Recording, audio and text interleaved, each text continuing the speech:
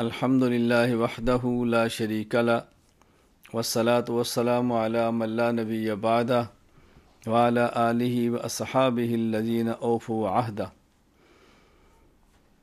اما بعد فاعوذ باللہ من الشیطان الرجیم بسم اللہ الرحمن الرحیم الف لام میم ذالک الکتاب لا ریب فیہ ھدی للمتقین الذین یؤمنون بالغیب ویقیمون الصلاة ومما رزقناہم ینفقون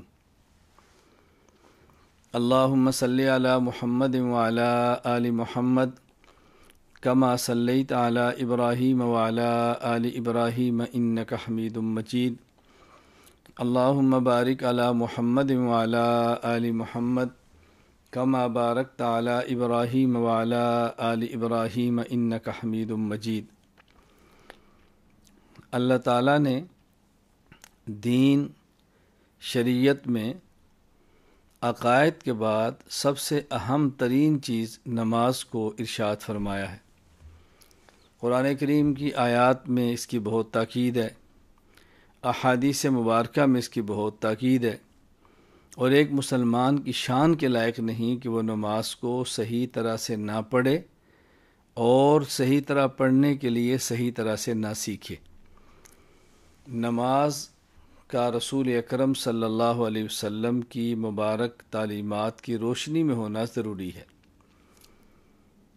مردوں کے لیے مردوں کا طریقہ نماز ہے، خواتین کے لیے خواتین کا طریقہ نماز ہے۔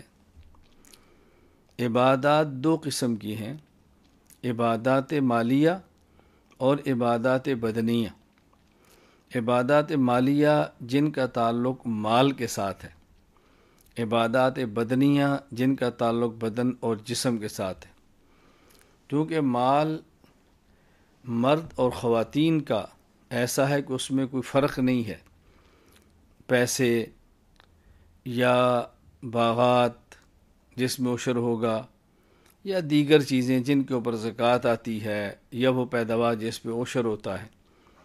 چونکہ اموال میں کچھ فرق نہیں ہے، مرد کا ہو یا عورت کا، اس لیے جو مالی عبادات اس میں فرق نہیں مرد کی ہو یا عورت کی۔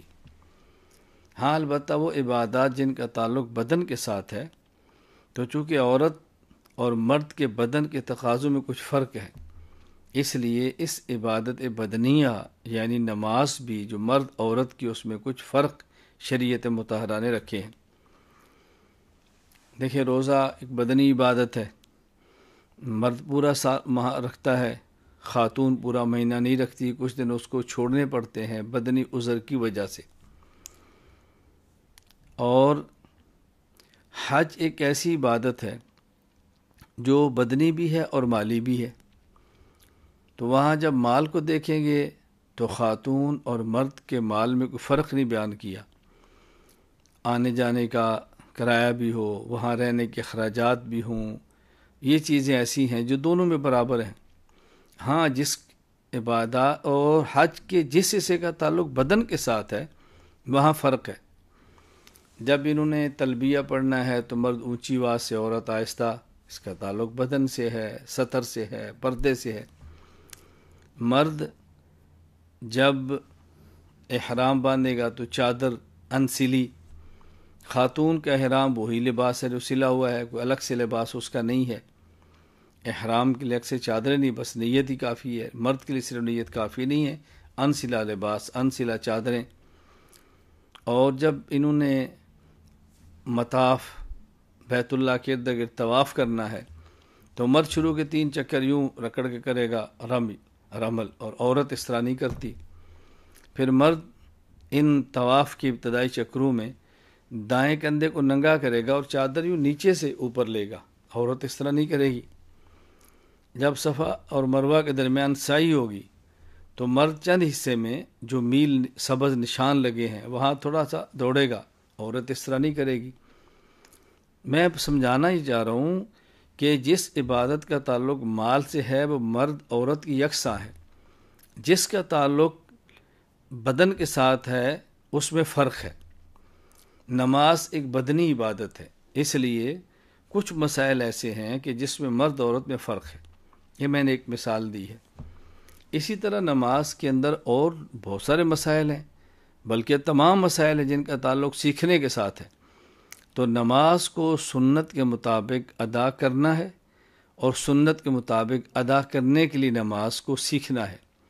میں بہت زیادہ اس بات پہ خوشی محسوس کر رہا ہوں کہ الحمدللہ ثم الحمدللہ آسٹریلیا کے حضرات اس کے لیے متوجہ ہیں، اور عزیزم مولانا سید شاہد مصطفیٰ حفظہ اللہ تعالی بہت مبارکباد کے مستحق ہیں کہ جن نے محنت کے ساتھ نماز کورس کے لیے ایک فضا بنائی ہے، ترتیب بنائی ہے، حضرات سے رابطے کیے ہیں۔ اس سے قبل الحمدللہ صراط مستقیم کورس مرد حضرات کے لیے آسٹریلیا میں کرایا جا چکا ہے، صراط مستقیم کورس خواتین کے لیے بھی کروایا جا چکا ہے، اور اب الحمدللہ تیسرا کورس ہے جو آسٹریلیا میں صرف نماز کے عنوان پہ کرایا جا رہا ہے۔ مفتی شبیر احمد عثمانی الحنفی دامت برکاتہم، جو مرکز اہل السنت والجماعت 87 جنوبی سرگودا پاکستان کے رئیس دارالفتاء ہیں، اور ماشاءاللہ جید عالم دین ہیں، جید مفتی ہیں، اللہ تعالیٰ نے صفات سے نوازا ہے۔ وہ اس کورس میں آپ حضرات سے مخاطب ہوں گے، ہر روز 40 منٹ کا سبق دیں گے، اور 20 منٹ آپ کے سوالات کے جوابات دیں گے۔ اللہ تعالیٰ میں اس کی قدر کرنے کی توفیق عطا فرمائے۔ میں بہت زیادہ خوشی محسوس کر رہا ہوں، اور دعا کرتا ہوں کہ اللہ تعالیٰ اس نماز کورس کو اپنے کرم، اپنے فضل سے پایہ تکمیل تک پہنچائے۔ اللہ تعالیٰ اس کو پورے عالم کے لیے مفید بنائے، اور اللہ تعالیٰ میرے لیے، آپ کے لیے، اور ہم سب کے لیے اس کو باعث اجر و ثواب بنائے۔ میں آپ تمام حضرات کے لیے دعا گو ہوں، اور آپ سے گزارش کرتا ہوں کہ آپ بھی دعا فرمائیں۔ اللہ تعالیٰ ہم سب کو دین کی مقبول خدمت کے لیے قبول فرمائے۔ اللہ تعالیٰ ہمیں اور ہماری نسلوں کو دین کے لیے قبول فرما لے۔ السلام علیکم ورحمۃ اللہ وبرکاتہ۔ وآخر دعوانا ان الحمد للہ رب العالمین۔